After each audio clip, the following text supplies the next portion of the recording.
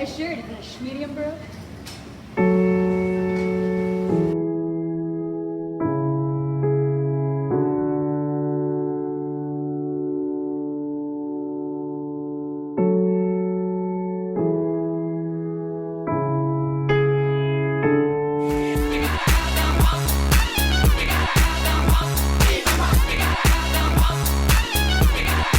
Yeah, baby! What's up, motivators? Welcome back. It's Kevin. This is Pure Bullfit. For those of you new to the channel, and with all the growth recently, there's a lot of you new to the channel. What we do around here is debunk the bullshit in the fitness industry and try and give you actionable information so that you can live longer, better quality lives. For my part, I'm a certified personal trainer, a student of kinesiology, and a former Marine with a passion for evidence-based fitness, health, and wellness. But that's not all we talk about around here. Sometimes a peripheral topic to those themes comes up, and I just feel compelled to dog about it.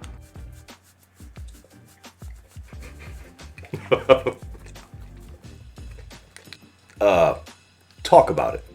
I meant talk about it. And that is exactly what we're going to do today. My good buddy Kaj Hadjic over at KH Performance Lab just put out a video on fit shaming. Now, Kaj is one of my favorite people. He's extremely intelligent, well-educated, and a lifetime athlete. His areas of expertise are nutrition, breaking down complex information for the rest of us laymen's. And for those of you who have told me, don't worry about the production value, we're here for the information. We're here for the science, not the flash. Well, this is your opportunity to prove that. He's got a really good evidence-based channel that is entirely underrated and not nearly recognized enough. And did I mention this content is in his third language? Yeah, his third language is English, and he has a better command of it than most of us. But just because I like him and I support his content doesn't mean that we agree on everything. Take his latest video, for instance. Now, I've already made my feelings on fat shaming loud and clear in a previous video, and I've linked that below if you are interested to see more. But I do want to touch base on this really quick. Yes, fit folk do catch shit every single day from the people around us. I can't eat a meal without somebody saying something like, why don't you go ahead and live a little? And if I took that unsolicited advice every time it was offered, I'd be 400 pounds with diabetes and no legs. But apparently not wanting to embrace disability through becoming obese is ableist, according to our pandering halfwit of the week, Sonny Rochetoire. Stop saying that! Seriously, that's only like the fifth dumbest thing you've said. Do people feel entirely too comfortable making comments on or touching my body without so much as a, hey there, my name is Karen? Yeah, almost daily. People regularly tell me that exercising too much is dangerous without knowing the first damn thing about my training regimen, my volume, or my methodologies. People suck.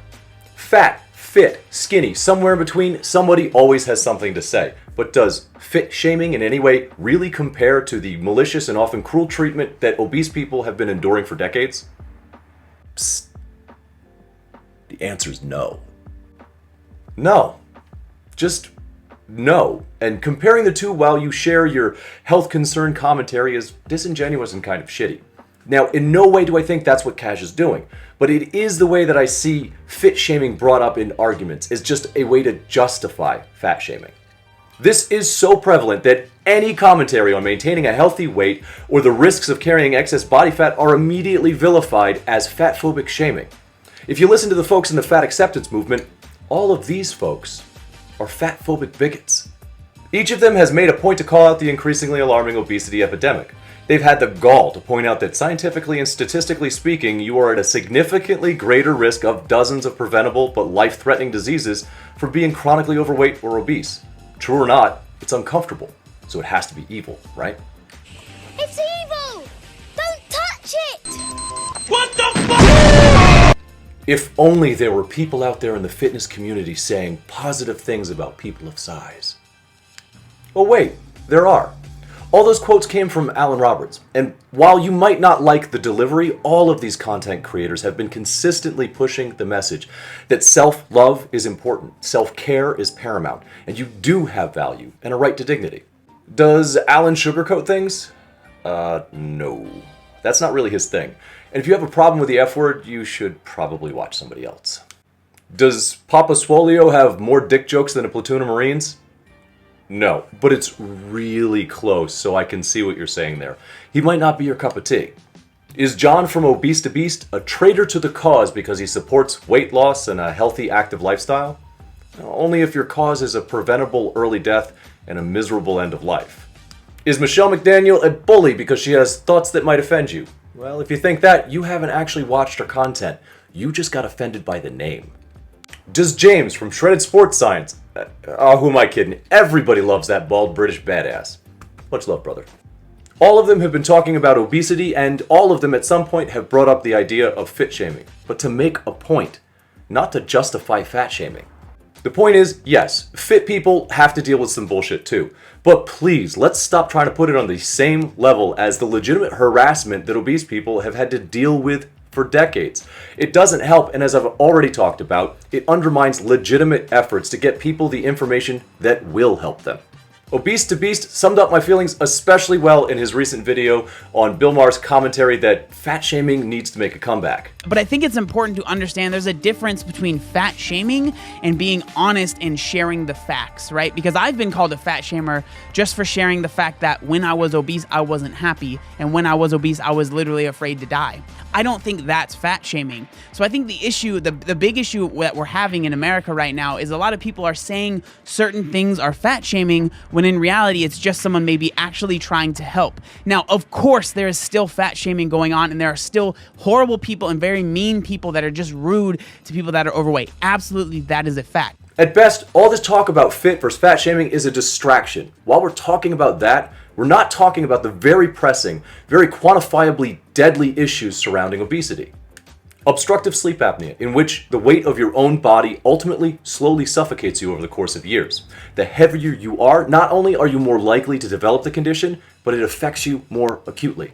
Cancer, the risk of developing more than a dozen types of cancer, osteoarthritis, joint pain from degenerative joint disease, heart issues, stroke, gallbladder disease, gallstones, gout, high blood pressure, and yes, diabetes. One of the fastest growing diseases worldwide, but especially here in this country. Here in America, 30.3 million Americans, almost 10% of the population, actively have diabetes right now.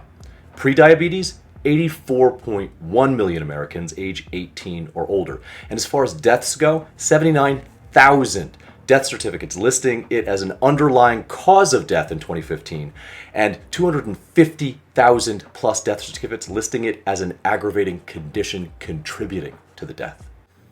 And those numbers are projected to get worse. Yes, fat shaming sucks. People suck, but people's shitty attitudes aren't going to kill you. Preventable disease will. The science is in. Obesity results in an increased risk of a laundry list of preventable diseases and causes of mortality. It is not a controversial statement. It's an uncomfortable one. We're not talking enough about the things that matter. Instead, we're talking about this drivel. Like it or not, those of us that have dismissed people's feelings of marginalization, being harassed, insulted, fat-shamed, have contributed to the rising tide of this philosophical snake oil every bit as much as the shady shit going on in the corrupt diet culture. So maybe, just maybe, if you actually care about a healthier society, you'll stop throwing fertilizer on the already rich soil of pseudoscientists pandering to an impressionable group of people who just don't want to be shit on. You want to help? Lead by example. Otherwise, you're not providing some object lesson. You're just another obstacle. That's it. That's the video for today. I'm going to step off my soapbox for a while at least. I want to say thank you to everybody who's decided to join us on the YouTube community, and if you want to join us on the Facebook community, same name, I'd encourage you to. That's where you will find all of the programs, all the community support, and all of that jazz. For those of you that have reached out and asked about online coaching, the only online coaching that I do is through the Damn Collective. The link is in the description below. If you're interested in that, you can see me about details. And some of you guys may have noticed that I never really ended the subscriber sale.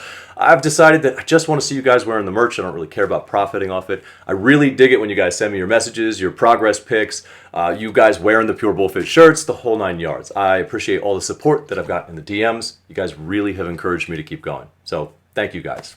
As always, I will see you guys in the next video. And until then, Flex Friday. Yeah, am I doing it right? Oh, I think I pooped.